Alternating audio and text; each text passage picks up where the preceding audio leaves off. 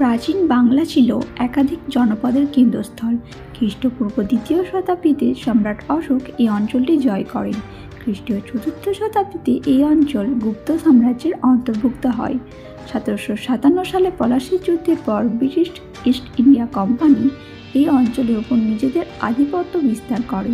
দীর্ঘকাল কলকাতা ছিল ব্রিটিশ প্রশাসনের কেন্দ্রস্থলে, যার ফলে বাংলায় প্রাতিষ্ঠানিক পাশ্চাত্য শিক্ষা, বৈজ্ঞানিক অগ্রগতি এবং ধর্মীয় ও সামাজিক সংস্কারের সূচনা ঘটে। এই ঘটনা পরবর্তীকালে বাংলায় নবজাগরণ নামে পরিচিত হয়। তাহলে এখানে প্রশ্ন উঠেই আসে যে ভারতের পশ্চিমবঙ্গ রাজ্য কীভাবে গঠিত হয়, আর তা থেকে বাংলার নামের উৎপত্তি হলোই বা কীভাবে? এই বাংলার নামকরণের পক্ষে ও বিপক্ষে কারাই বা ছিল? বাংলার নামকরণের কারণই বা কী? এইসব প্রশ্নের উত্তর আমরা জেনে নেব আজকের এই ভিডিওটি থেকে।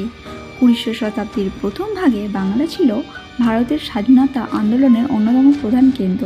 ১৯৪৭ সালে ভারতের স্বাধীনতা লাভের সময় ধর্মের ভিত্তিতে এই অঞ্চল দ্বিখণ্ডিত হয়। বাংলার পূর্ব ভূখণ্ড নিয়ে গঠিত হয় পাকিস্তান রাষ্ট্রের পূর্ব বাংলা, বাংলাদেশ, এবং অন্যদিকে পশ্চিম ভূখণ্ড নিয়ে গঠিত হয় পশ্চিমবঙ্গ রাজ্য। ১৯৪৭ সালে ব্রিটিশ ভারতের বাংলা প্রদেশের পশ্চিমাঞ্চল স্বাধীন ভারতের অঙ্গরাজ্য পরিণত হলে এই রাজ্যের নামকরণ করা হয় পশ্চিমবঙ্গ। ইংরেজিতে অবশ্য ওয়েস্ট বেঙ্গল নামটি সরকারিভাবে প্রচলিত হয়। একই ভূখণ্ড, কিন্তু দেশভাগ তাকে আলাদা করে দেয়। পরে তৈরি হয় নতুন রাষ্ট্র বাংলাদেশ। সীমান্তের কাঁটা জালে ক্ষতবিক্ষত হয়ে এপাশে রয়ে যায় পশ্চিমবঙ্গ।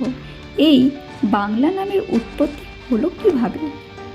আজ থেকে খ্রিস্টপূর্ব ১০০০ অব্দে এই অঞ্চলে বাস করত দ্রাবিড় উপজাতি। তাদের ভাষা থেকে বঙ্গ শব্দের উৎপত্তি।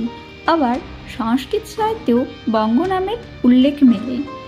২০১১ সালে পশ্চিমবঙ্গ সরকার রাজ্যের ইংরেজি নামটি পাল্টে পশ্চিমবঙ্গ রাখার প্রস্তাব দেয়, কিন্তু এরপর আবার ২০১৬ সালের ২রা আগস্ট রাজ্য মন্ত্রিসভায় প্রস্তাব পাশ হয়েছিল।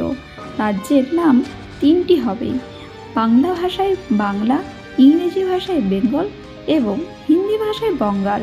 রাজ্য বিধানসভায় নাম পরিবর্তনের এই প্রস্তাব বিপুল ভোটের ব্যবধানে পাশ হয়। প্রস্তাবের পক্ষে ১৮৯ ভোট পড়ে আর বিপক্ষে ৩১টি ভোট।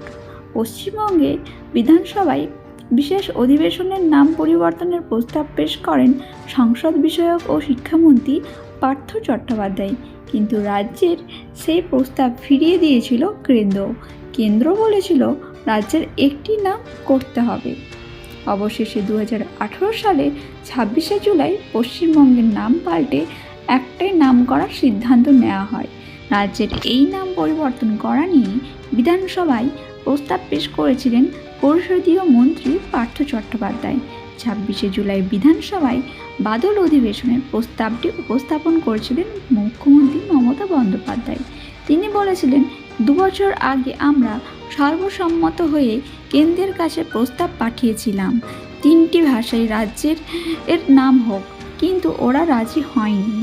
আমরা অনেকবার অনুরোধ করেছি, কিন্তু কেন্দ্র বলেছিল একটা নামই হোক। তাই আজ সর্বসম্মতভাবে রাজ্যের একটাই নাম করতে চাই, তা হলো বাংলা। বাংলা থেকে শুরু হোক বাংলা। মুখ্যমন্ত্রীর এই প্রস্তাবে সকল রাজনৈতিক দল সম্মতি জানায় এবং অবশেষে প্রস্তাবটি সর্বসম্মতিক্রমে পাশ হয়। ওই দিন প্রস্তাবটি উপস্থাপনের পর মুখ্যমন্ত্রী মমতা বন্দ্যোপাধ্যায় বলেছিলেন, গোটা বিশ্বে ৫ম বৃহত্তম ভাষা বাংলা, তাই রাজ্যের নাম বদলে বাংলা রাখা প্রাসঙ্গিক। তাহলে এই বাংলা নামকরণের ঠিক কারণটা কি? অনেক ইতিহাসবিদদের মতে পশ্চিমবঙ্গ নামটার সঙ্গে দেশভাগের করুণ ইতিহাস জড়িয়ে আছে, তাই পশ্চিম শব্দটা থাকলেই ভালো ছিল। কিন্তু রাজ্য সরকার যুক্তি দিয়ে বলেন, জাতীয় স্তরে কোনো সম্মেলনে রাজ্যের তালিকায় বি অক্ষরটি আগে আসায় বাংলা অগ্রাধিকার পাবে।